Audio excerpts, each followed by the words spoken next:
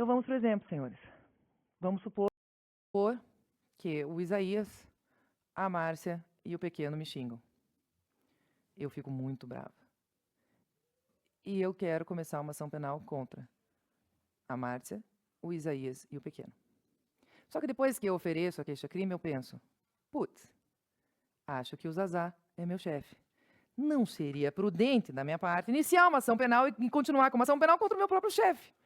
Então, de um ato espontâneo, voluntário e sentimental, eu decido perdoar o Isaías.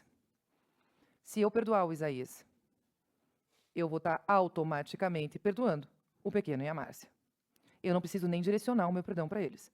Isso por causa do quê? Do princípio da indivisibilidade. Uma vez que eu concedo o benefício para um dos réus, eu concedo automaticamente para todos. Mas o Isaías, ele é sagaz e ele aceita meu perdão. O pequeno, ele é sagaz e ele também aceita o meu perdão. Mas aí tem a Márcia. A Márcia, ela é cabeça dura. Ela fala, eu não aceito o teu perdão. Nesse caso, o que acontece com a ação penal? Ela continua apenas contra a Márcia. O que eu quero dizer? O benefício foi dado a todos. O fato dela não aceitar é uma opção dela, logo a ação vai correr contra todos, contra ela só. Então, senhores, isso aqui é a renúncia e o perdão. Então, nós vimos... Oi? A Márcia só pode fazer isso no perdão, porque o perdão é bilateral. A renúncia é unilateral. Então, se eu renuncio ao direito de oferecer queixa contra o Isaías, automaticamente eu renunciei a oferecer queixa contra todos. Eu não posso selecionar ter réu de estimação, né? Ou é contra um ou contra todos. Senhores, então, em relação à ação penal, era o que nos cabia falar. Agora nós vamos começar, então, um outro tema, que é o tema dos procedimentos. Esse qual eu vou achar o meu roteiro aqui. Não que eu não saiba, mas é sempre bom, né? Eu sou viciada em papéis. Viciada em papel.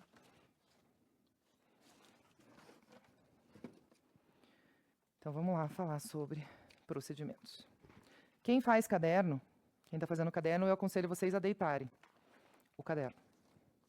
Agora, que eu vou fazer a linha do tempo do procedimento com vocês.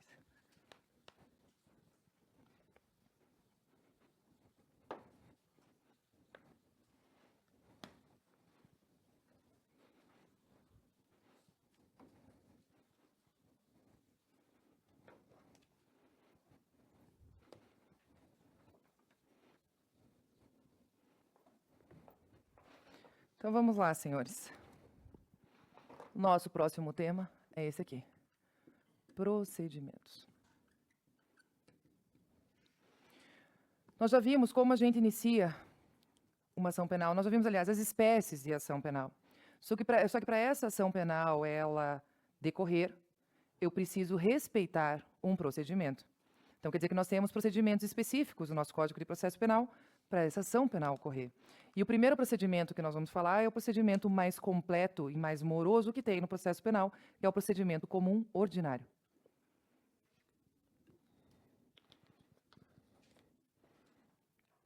Procedimento comum ordinário. Quando eu vou saber que um crime, a ação vai ter que correr por um procedimento ou por outro? Quando a gente fala da linha do procedimento, eu vou ter que olhar para a pena máxima. A pena máxima, para ser procedimento comum ordinário, ela tem que ser igual ou maior do que 4 anos. Quando eu falei de ANPP, de acordo com a persecução penal, vocês têm que olhar para a pena mínima ou máxima? Mínima menor de 4 anos, beleza? Agora estou falando de procedimento. Para eu saber qual procedimento vai ser, eu vou olhar para a pena máxima. Beleza, então trabalhando aí no meu exemplo do furto, de 1 a 4 anos é a previsão da lei. Furto é um crime que eu posso adotar o procedimento comum ordinário para seguir ele?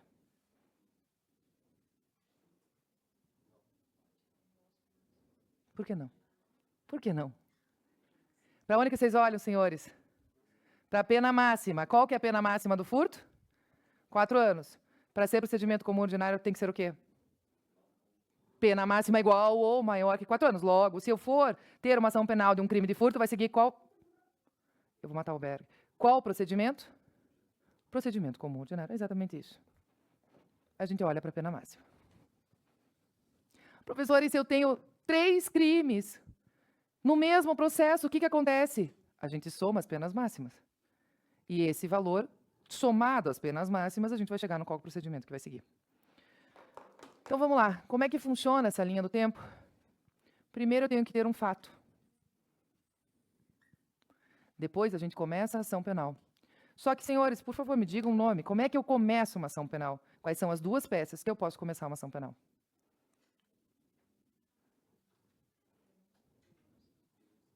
Exatamente. Denúncia ou queixa-crime. Ah, essa professora é horrorosa, ela intimida a gente. Não intimida, não. Que maneira de treinar e condicionar vocês é agora. Depois, senhores, essa denúncia, essa queixa-crime, ela vai para a mão de quem? Do juiz. E o juiz pode fazer 2 coisas com essa denúncia ou com essa queixa. Uma, ou ele recebe, e ele receber essa denúncia, essa queixa, quer dizer o seguinte: eu vou continuar a ação penal, está tudo ok com a denúncia de vocês. Mas ele também pode rejeitar. Rejeitar, falar, essa denúncia é inepta, sai fora, não vou continuar. E aqui eu vou dar a primeira dica, vou adiantar uma dica para vocês. Da decisão do juiz que rejeita denúncia ou queixa, cabe um recurso? Claro que cabe. Então, dessa decisão aqui, cabe recurso. A questão é, qual que é o nome desse recurso? Recurso em sentido estrito. Que a gente chama de rese. Rese é recurso em sentido estrito. Sabe quem já perguntou isso milhares de vezes? A OCP, senhores. Se eu estou diante do Código de Processo Penal e eu falar que teve rejeição da denúncia, cabe recurso? Cabe. Qual que é o nome desse recurso? Recurso em sentido estrito, é o rese. Mas tá, vamos supor que o juiz ele não rejeitou a lei, ele recebeu a denúncia. Quem que ainda não falou nesse processo? O próprio réu. Então, o próximo passo, a partir do momento que o juiz recebe essa denúncia, ele vai ter que citar o réu. E ele vai citar o réu para o réu, em 10 dias, apresentar aqui a resposta à acusação.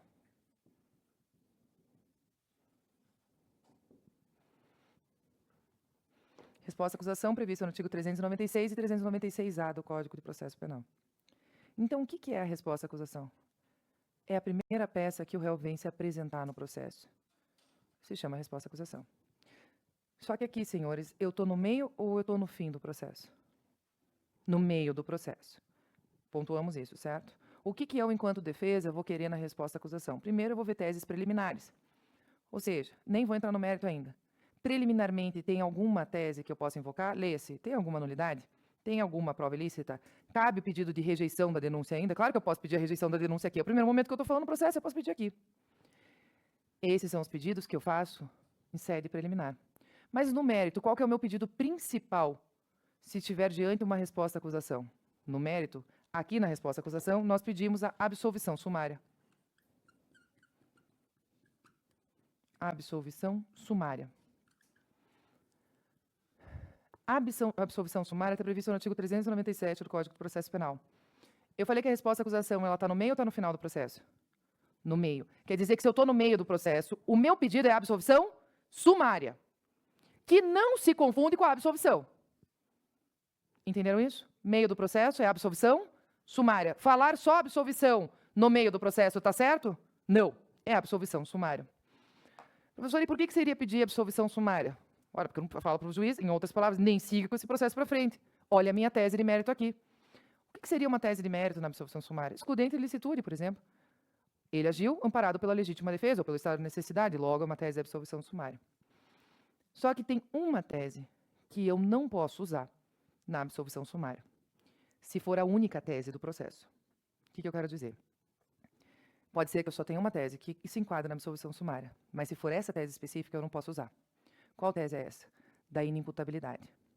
Da inimputabilidade por doença mental ou desenvolvimento mental incompleto, sendo de alta periculosidade. Por quê? Porque se o juiz decidir absolver sumariamente o meu cliente por ser inimputável? Leia-se. Ele ser um doente mental? Você acha que o juiz ele vai mandar o meu cliente para casa comer pipoca e assistir Netflix? Não. Sabe o que o juiz vai fazer com ele? Ele vai falar, eu entendo que ele é inimputável, que ele era inimputável no momento do crime, porque ele é doente mental. Ele vai levar o meu cliente para o hospital de custódia. Hoje em dia, nós somos proibidos de falar manicômio judiciário. Mas é um manicômio judiciário. E para que ele vai fazer? O que ele vai fazer no hospital de custódia? Tratamento. Segundo a lei. Ele vai receber um tratamento adequado. Quer dizer o seguinte, eu sabendo que o cara, ele vai já desde o meio do processo para o hospital de custódia, vale a pena trazer essa tese aqui? Claro que não. Eu vou chegar a esperar no final. Aí no final eu vou falar, se for minha única tese, eu vou ter que usar essa mesmo. O cara, ele é inimputável. O que eu quero chamar a atenção de vocês, então? Se for somente tese de inimputabilidade, só não usa aqui. Depois da resposta à acusação, essa resposta à acusação, ela vai para a mão do juiz. E o que o juiz pode fazer?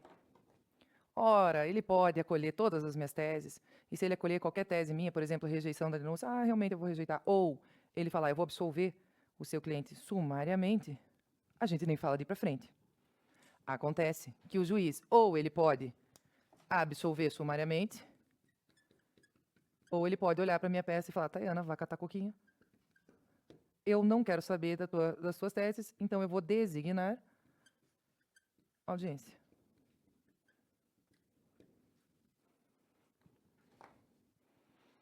Então, quer dizer que ele vai designar audiência.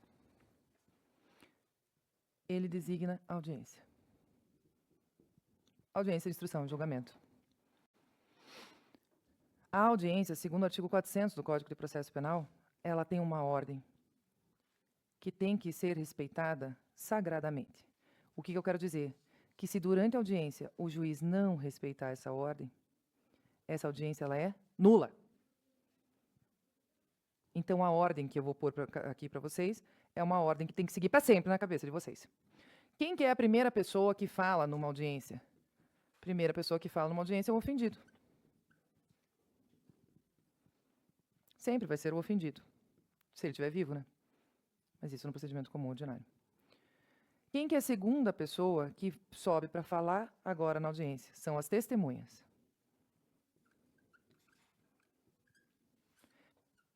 Mas as próprias testemunhas têm uma ordem que tem que respeitar. Então, as primeiras testemunhas que nós vamos ouvir em audiência são as testemunhas da acusação. E as segundas testemunhas que nós vamos ouvir são a da defesa. Agora, para mim, procedimento comum ordinário começa com que o ordinário começa com que letra? O. Logo, no procedimento comum ordinário, quantas testemunhas eu posso ter de um lado e do outro? 8.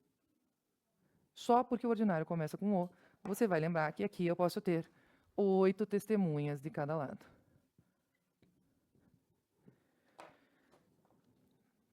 Professor, eu preciso, tem que ter 8 testemunhas? Não, você pode ter até 8 testemunhas. Via de regra, eu jamais vou chegar nas 8 testemunhas, porque as pessoas elas costumam piorar a tua situação. Quem que é a terceira pessoa que é ouvida numa audiência? O perito. Vocês vão ver mais para frente, quando a gente trabalhar provas, que eu tenho que fazer exame de corpo de delito nos crimes que deixam vestígio. E a perícia, ela, via de regra, ela está envolvida numa ação penal. E esse perito vai ser contraditado aqui na audiência. Quem que é sempre, universalmente, a última pessoa que fala numa audiência? O réu. E como é que a gente chama o falar do réu numa audiência? Interrogatório do réu.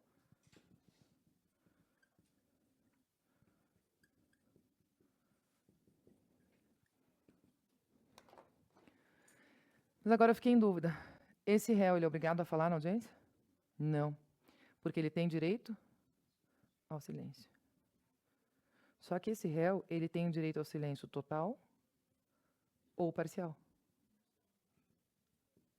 Quer dizer que o réu, ele pode escolher quem ele vai responder? Claro que sim. Mais uma vez eu falo, esqueçam a prática. Vale a Constituição. Tem juiz que não entende o que é, mas vale a Constituição Federal. Quer dizer o seguinte, o réu pode escolher responder só as perguntas da defesa? Claro que sim. Ele tem o direito constitucional ao silêncio parcial. Por que o réu ele é a última pessoa sempre a falar num processo? Porque o processo penal é um processo de fatos. Como assim? O réu vai se defender do quê? Dos fatos. Então, todos os fatos que forem levantados aqui, o réu tem que se defender. Logo, ele tem que ser a última pessoa a falar. Por que eu estou puxando o gancho com vocês sobre isso?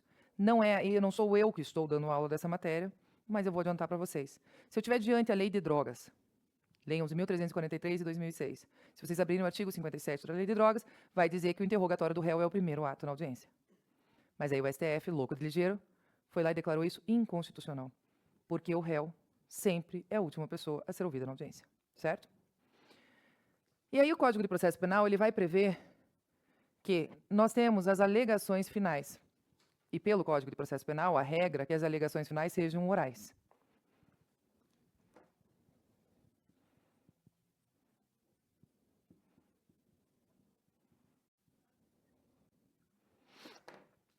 O que são as alegações finais? Lembra que eu já adiantei até para vocês que antes da sentença, a última peça processual que nós temos são as alegações finais. Então, via de regra, a acusação nas alegações finais vai pedir a acusação do cara em todos os crimes que ele quer. E a defesa, nessa aqui, vai pedir o quê? A absolvição e ponto final. A absolvição prevista no artigo 386 do Código de Processo Penal. E não mais a absolvição sumária. Só que eu estou falando que o Código de Processo Penal ele prevê que, em regra, alegações finais são orais. Quer dizer que elas podem ser feitas nessa audiência. Quem que vocês acham que começa falando nas alegações finais? A acusação. Primeiro, a acusação. Professor, e a acusação tem quanto tempo para falar? 20 minutos. 20 minutos prorrogáveis por mais 10. Quer dizer o seguinte, depois que a acusação fala, sendo o processo penal sendo um processo de fatos, aí a defesa vai falar. E a defesa tem quanto tempo para falar? 20 minutos, prorrogáveis por mais 10 minutos.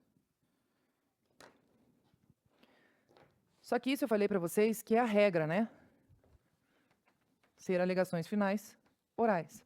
A regra segundo o Código de Processo Penal. Porque na vida, senhores, prática, a gente não tem muito alegações finais orais nos procedimentos comum ordinário. Quer dizer o seguinte, que aí a gente tem as alegações finais por memoriais, que são alegações finais escritas. Então, caso a gente não tenha isso aqui, se eu não tiver isso aqui, aí eu vou ter isso aqui. Custa passar mais para cá. Aqui. Alegações finais por memoriais. Nada mais é que o mesmo que eu fiz aqui, só que da forma escrita. Só que mesmo assim, primeiro o juiz abre o prazo de 5 dias para o Ministério Público, leia-se, para a acusação. Então, primeiro 5 dias para a acusação. Depois que o Ministério Público apresenta as alegações finais, que a acusação apresenta as alegações finais, aí sim, abre-se 5 dias para a defesa.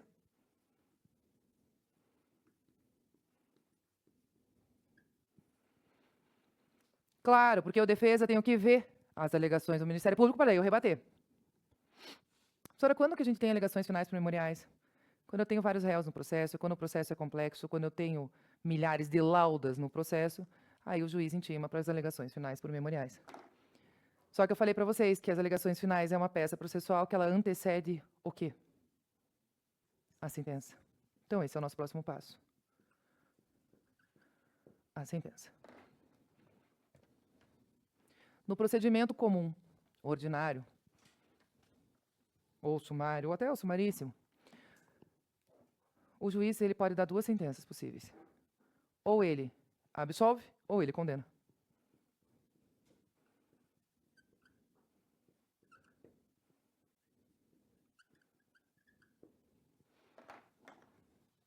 E contra essa decisão de absolvição ou de condenação, cabe recurso? Cabe. Mas sabe qual é o nome desse recurso? Apelação.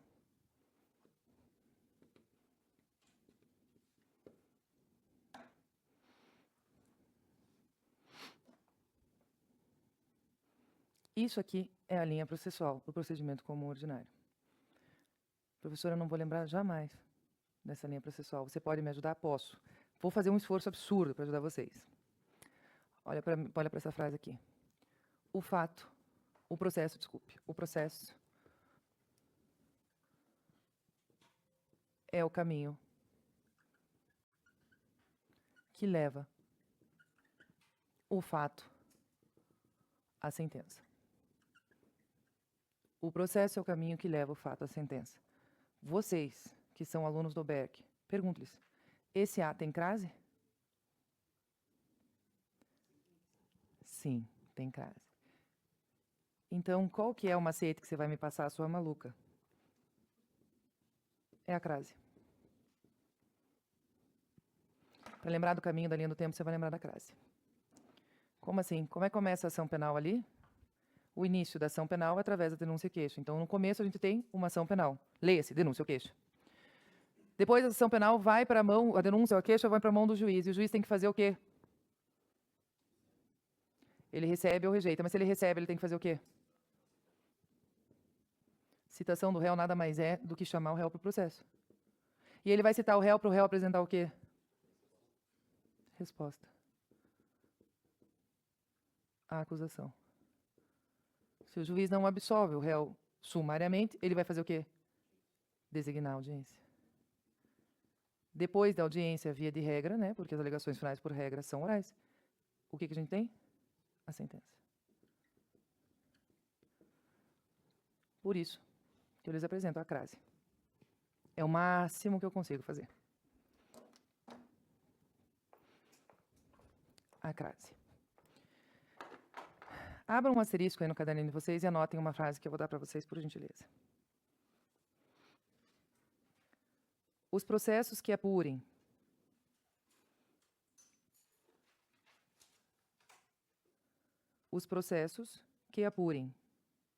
a prática de crime hediondo, os processos que apurem a prática de crime hediondo ou de violência contra a mulher, terão prioridade de tramitação em todas as instâncias. Terão prioridade de tramitação em todas as instâncias. Os processos que apurem a prática de crime hediondo ou de violência contra a mulher terão prioridade de tramitação em todas as instâncias. Isso nada mais é que a letra de lei do artigo 394-A do Código de Processo Penal. Sabe por que eu estou me dando ao trabalho de digitar o que um artigo do Código de Processo Penal diz para vocês? Porque a OCP já cobrou várias vezes isso aqui. E como é que ela já cobrou? Ela só colocou assim: os processos que apurem a prática de crime hediondo terão prioridade absoluta em qualquer instância. Tá certo ou tá errado? Tá certo. Porque a frase incompleta não faz dela errada. Então tá certo. Os processos que apurem a prática de violência doméstica terão prioridade em qualquer instância. Tá certo ou tá errado? Tá certo também. Como é que a OCP já colocou na prova? Das duas formas, senhores.